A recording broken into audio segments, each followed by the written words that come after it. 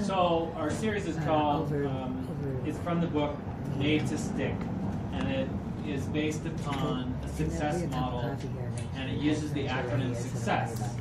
So the first S is what we went over last week, and that is what? Does anybody recall what that S stands for? Simple. Simple.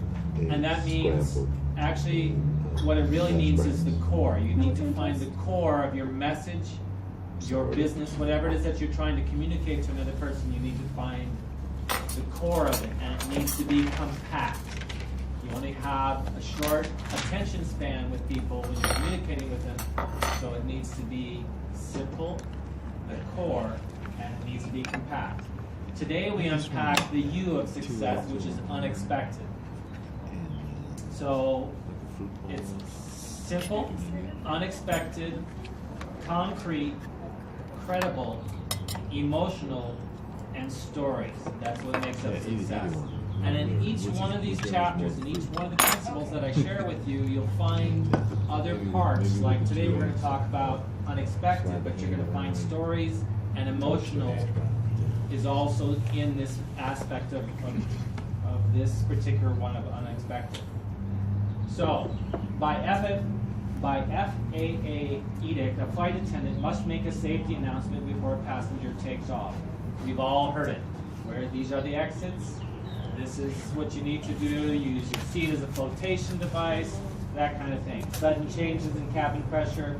Do not go into the bathroom and smoke, and do not tamper with the smoke detector. So flight safety announcements might be labeled as a tough message environment. We've all been on airplanes, and we've seen the flight attendants give us the message, and not many people listen. And the reason that not many people listen is because they're not interested.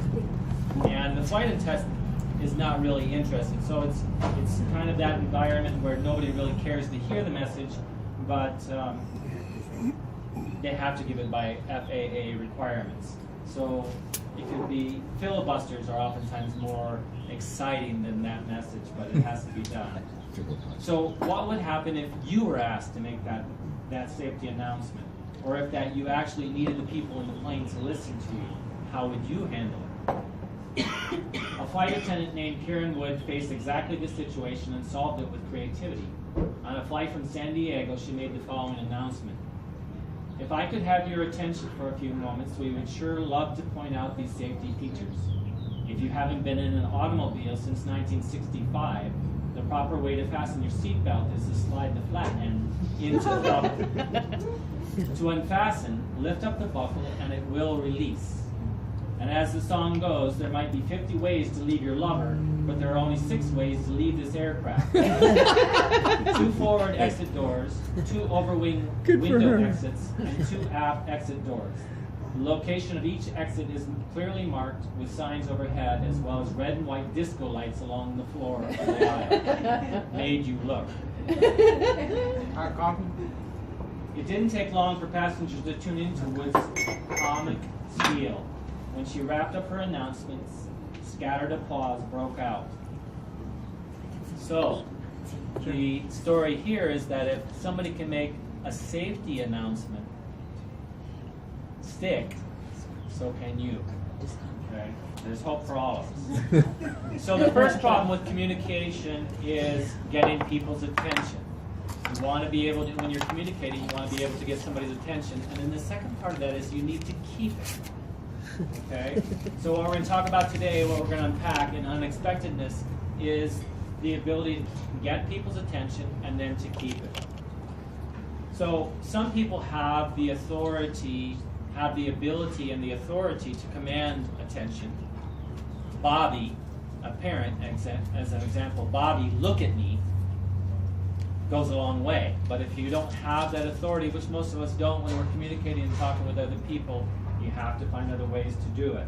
So remember, we want to get people's attention and we want to keep it. The most basic way to get someone's attention is to break a pattern. Last week we talked about schemas. Okay, so you want to break a pattern.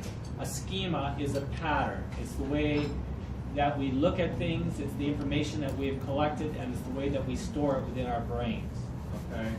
So humans adapt quickly consistent patterns. If you ever heard the hum of, like, say, an air conditioner, or maybe traffic or something like that, the smell of a candle, you tune those out because there's not a pattern there. But if all of a sudden that would change, the air conditioner would stop, you would notice it because that's the way that the brain works.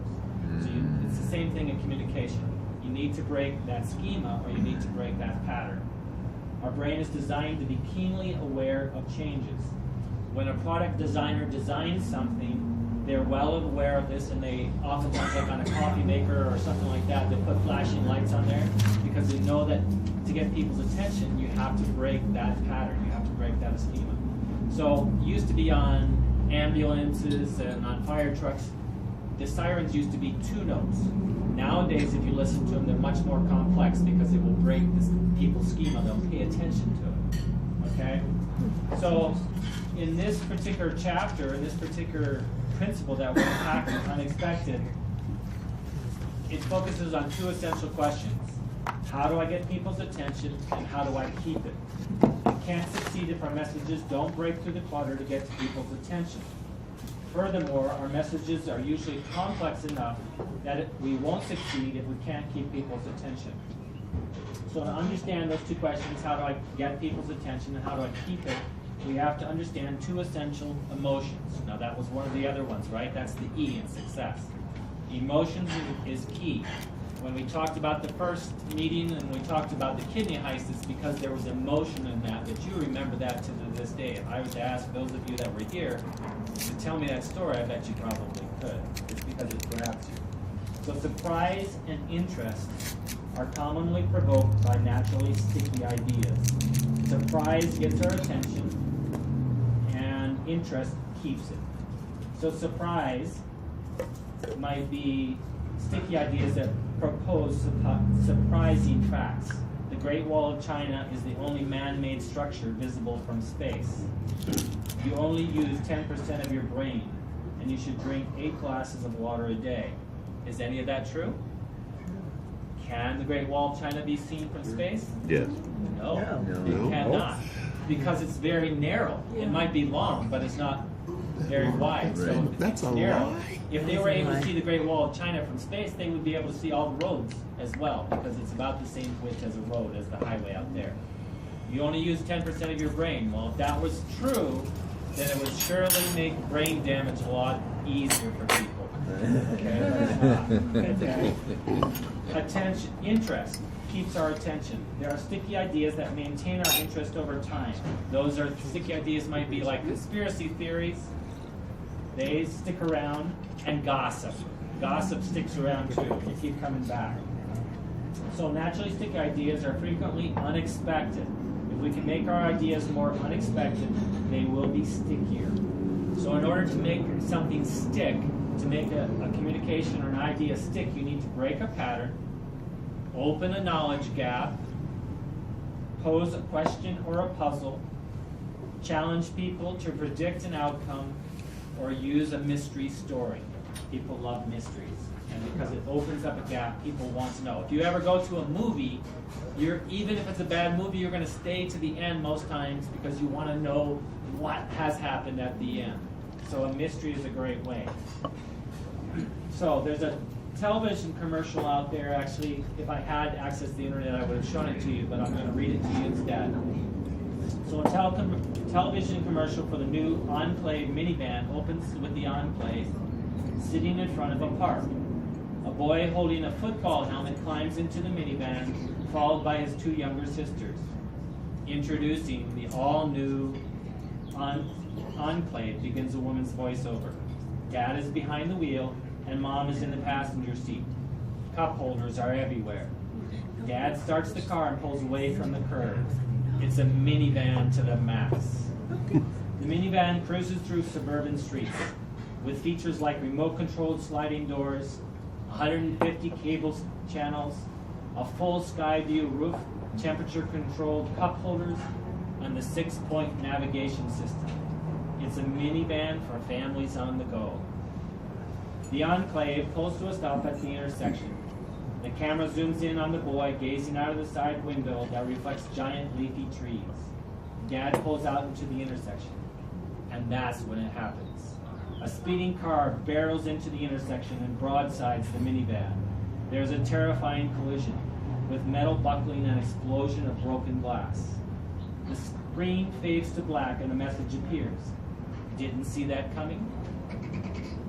The question fades and is replaced by a statement. No one ever does. With the sound of a stuck horn blaring in the background, a few final words flash across the screen. Buckle up. Always. There is no Enclave minivan. This ad was created by the Ant Council and sponsored by the U.S. Department of Transportation. The Enclave ad capitalizes on the second characteristic of sticky ideas, unexpectedness. Didn't see that coming? Because car commercials, if you think about car commercials, you see trucks climbing up big boulders, mountains. You see sports cars zipping along curvy roads. You see SUVs carrying yuppies through forests to waterfalls. And minivans deliver kids to soccer practice. So what they did in that commercial is two things. Surprise, you didn't see it coming. They used surprise. And they broke the schema. The schema is that you normally see in car commercials, okay? So those are the things that you want to do with your clients or with those that you're communicating. Nobody ever dies in a car commercial. So this ad violates our schema. Our schemas are like guessing machines. Schemas help us predict what will happen and consequently how we should make decisions. So the Enclave asks, didn't see that coming? No, we didn't. Our guessing machines failed, which causes us to be surprised. Surprise, if you think about surprise, it jolts us, it awakens our attention. So you want to use surprise in your making your ideas or your core ideas sticky. Okay? Surprise jolts us to attention, and it's triggered when our schemas fail, and it prepares us to understand why the failure occurred. When our guessing machine fails, surprise grabs our attention so that we can repair them for the future. Surprise makes us want to find the answer. So that's why you want to use surprise. But you don't want to use surprise as a gimmick. You want to use it in the context of whatever it is that you're trying to communicate or get across. In 2000, at the Super Bowl, it was the height of the dot-com bubble, so to speak. And there was an ad on the Super Bowl that showed a bunch of marching band members out on the field. And all of a sudden, out of the tunnel comes a bunch of wolves. And the wolves take all the band members down on the field. And there's no connection.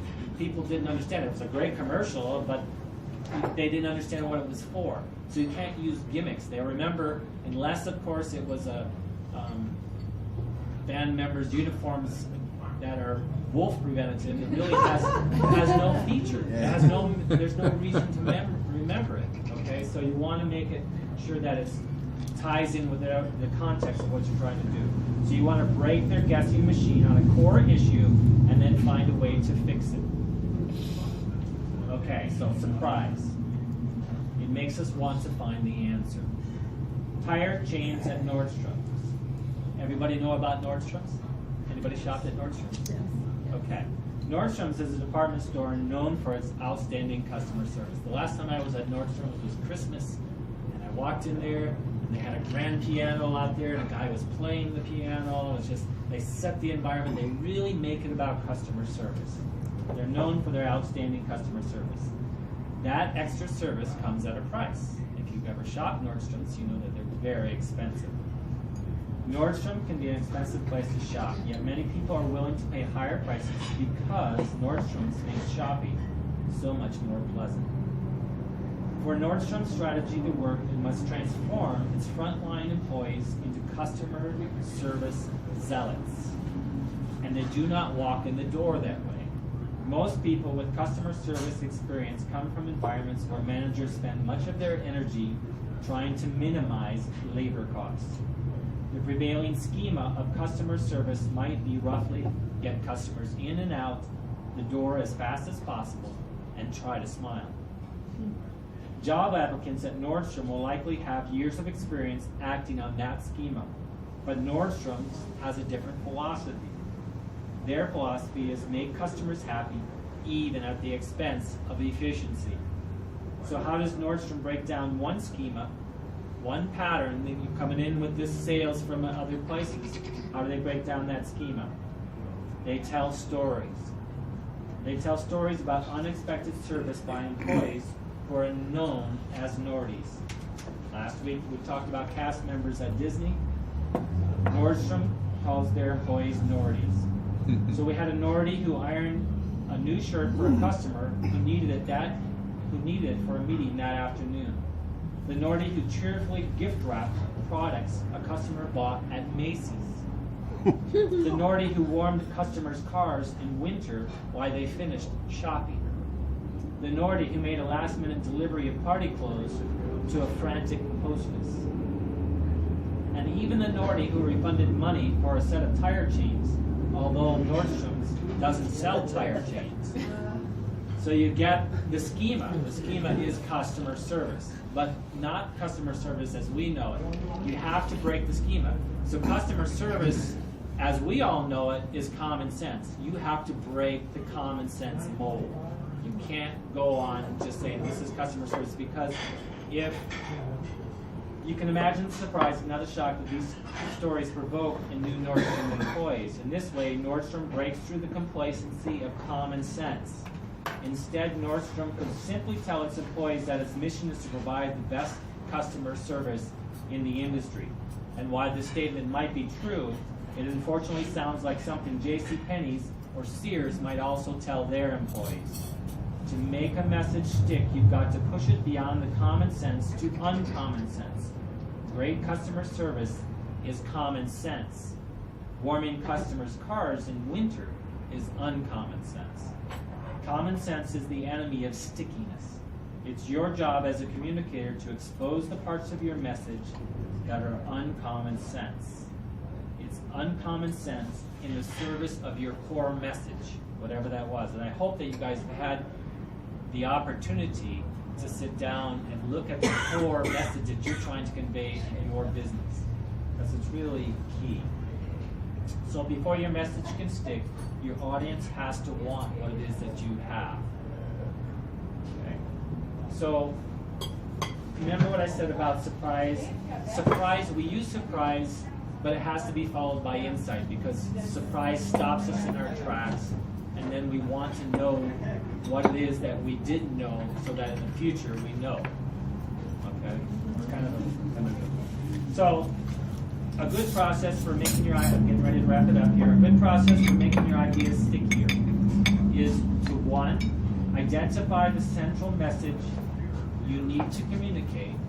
That's what we talked about last week. Find the core. Two, figure out what is Find out what is counterintuitive about your message. What are the implications of your message, and why isn't it happening naturally? 3, communicate your message in any way that breaks your audience's guessing machine. So you want to use along the critical counterintuitive dimension. Then once the guessing machine is broken, help people fix it.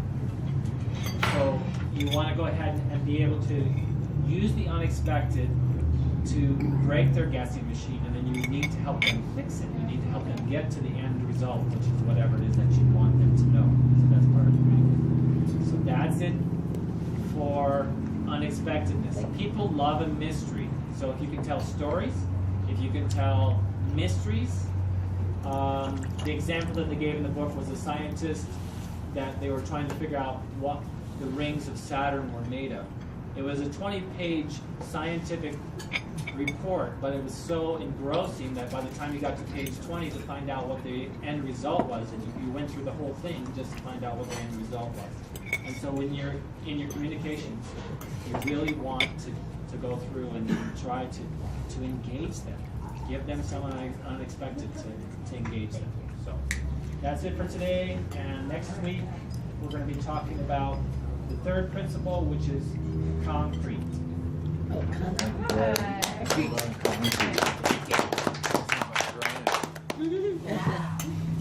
Wow. Very wise to try to make it. Please. Guess how much you borrow. I don't want to have to figure it out. Kathy, do we have the